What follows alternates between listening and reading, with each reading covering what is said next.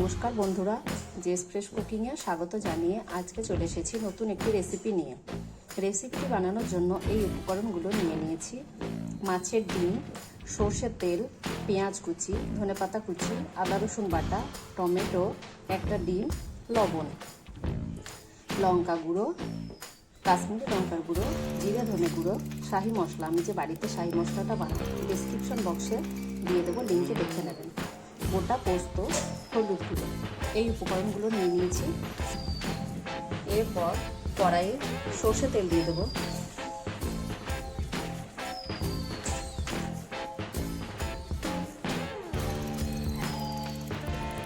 পেঁয়াজ কুচি দেবো।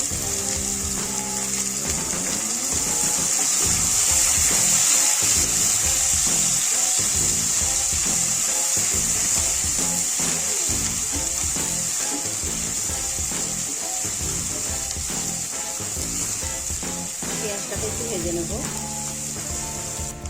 পেঁয়াজটা ভাজা হয়ে গেছে, এবার আদা রসুন বাটা দিয়ে দেবো। অল্প পরিমাণে একটু জল দেবো।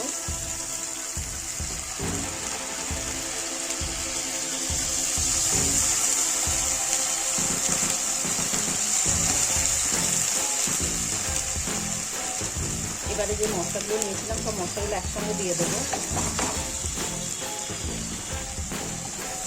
মিশিয়ে নেব।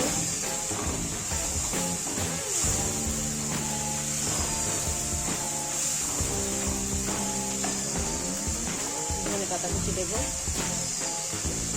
টমেটো কুচি দেবো,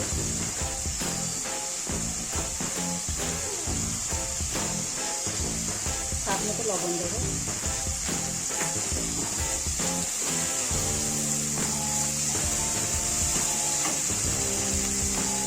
আর একটু জল দেবো।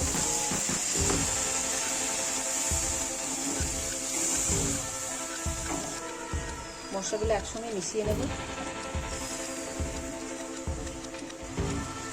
মশলাগুলো 1 মিনিট কষিয়ে নেব।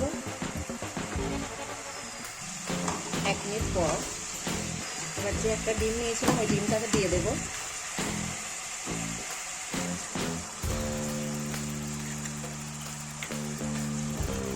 ডিমটাকে দিয়ে আবারও নাড়াচাড়া করে নেব।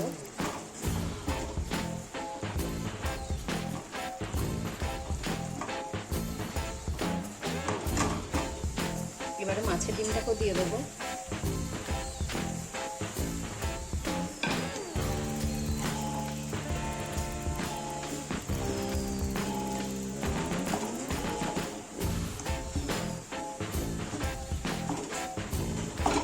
এবার সব উপকরণগুলো একসঙ্গে মিশিয়ে নেব। ভালোভাবে সব উপকরণগুলো একসঙ্গে মিশিয়ে নিয়েছি। এরপর অল্প পরিমাণে জল দেব।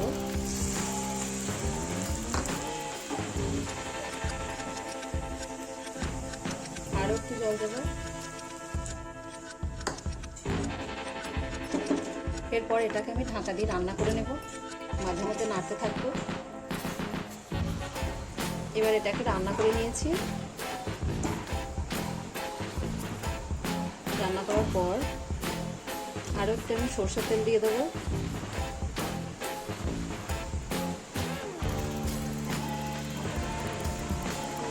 সরষের তেল দিয়ে পুরো ভাজা ভাজা করে নেব।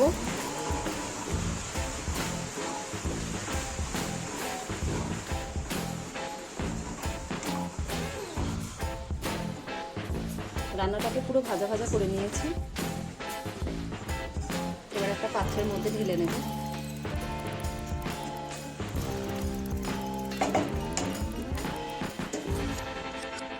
রেসিপিটাকে একটা প্লেটের মধ্যে ঢেলে নিয়েছি।